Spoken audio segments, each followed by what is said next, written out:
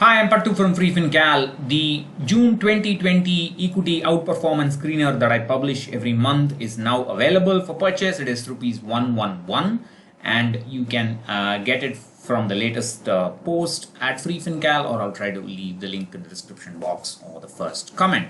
So I like to run through the features that you have in this screener and how it's different from what you have elsewhere. I also include a bundle in an offer when you buy this screener, so you get a 1,000 rupees off or a 39% discount on my course on goal-based portfolio management. This is run in an exclusive Facebook group.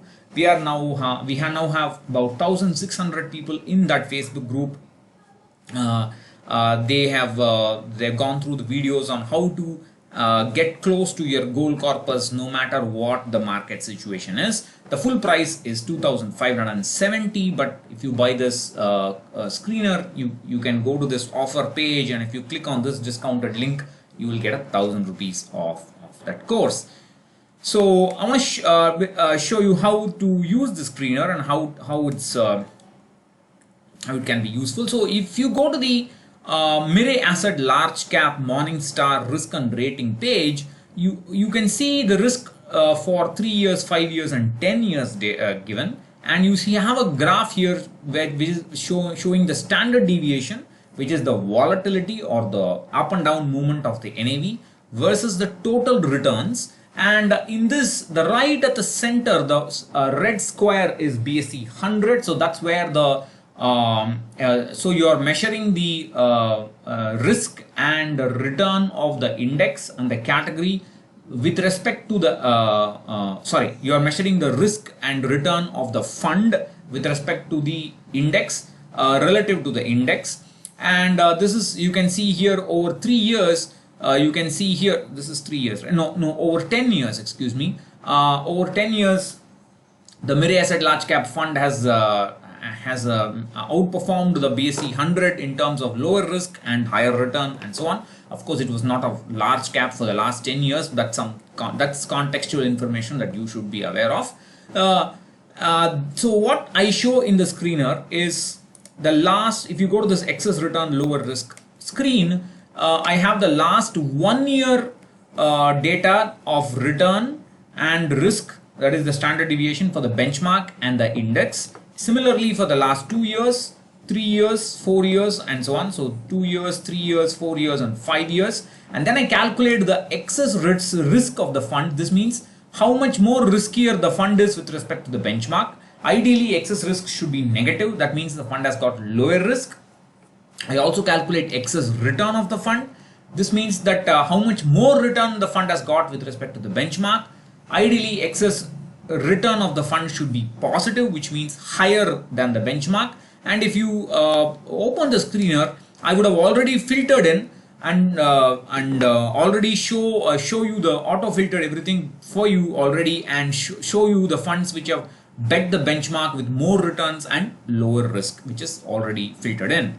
Now I also have a main screener, and this is where you can choose the category and so on. So what I do here is, if you go to the results here, so for example, let's take one fund here. This is some random fund, Aditya Birla Banking and Financial Services Fund, compared with Nifty 100. So over the so what I do is from January 1st 2013 onwards, there are 1,338 1-year returns possible for both the index and the fund, and the fund has got a return better than the benchmark for 953 of those windows. So 953 by 1338 is 71%. So that's called the rolling return outperformance consistency. Then I have something called the upside performance consistency. Upside performance means over these 1 year periods, if you look at the monthly returns, we find out how many monthly returns the index return was positive, and then we calculate the monthly return of the fund for those positive index returns alone, and we find out typically how often the fund got a better return than the index when the index moved up. So that's called upside performance. And we find out how many of those windows the upside performance was greater than 100%. That is, the fund got more gains when the index moved up, and that's 64%. Then we do the opposite, called the downside protection consistency. This is like, we find out for monthly returns when the index returns were negative. Then we evaluate for those negative months when the index return was negative. We find out how the fund performed, and we find out if the fund performed better than the index, that is, it fell less than the index during those months, and then the downside capture, which is the associated metric, will be less than 100%, and we find out how many times consistently has the downside capture been less than 100%, and which is what you want, and that's 54% downside protection consistency. So this means that over every possible 1 year periods, typically the fund has fallen less than the index 54% of the times, and the fund has moved up more than the index when the index moved up 64% of the time. The similar data is available for 2 years, 3 years, 4 years, 5 years, and so on. If you go to the Morningstar page, if you can see this upside capture and downside capture. Upside capture has to be ideally greater than 100. That means the fund has moved up more than the index when the index has moved up. Downside capture must be less than 100. That means when the index fell down, the fund fell less than the index. So this is absolute data. We calculate upside capture and downside capture for every possible 3 year period, every possible 1, 2, 3, 4 and 5 year periods, and report how consistently the upside capture was greater than 100% and the downside capture was less than 100%. And this is done for 2, 3, 4 and 5 year periods, up to 5 year periods. And you can use this macro screener to select rolling outperformance, return outperformance consistency of 70%, downside protection consistency of 70%, or any number you can choose. You can filter and so on. So you can go here and you can just say I want only ELSS funds and click on it.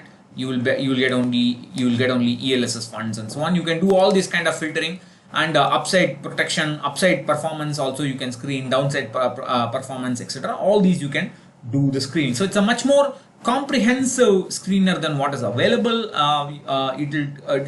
You will be able to gauge the consistency in performance of the fund much better than what is available elsewhere. So that's what I wanted to say in this video. If you are interested, go check out the screener. Catch you later. Bye bye.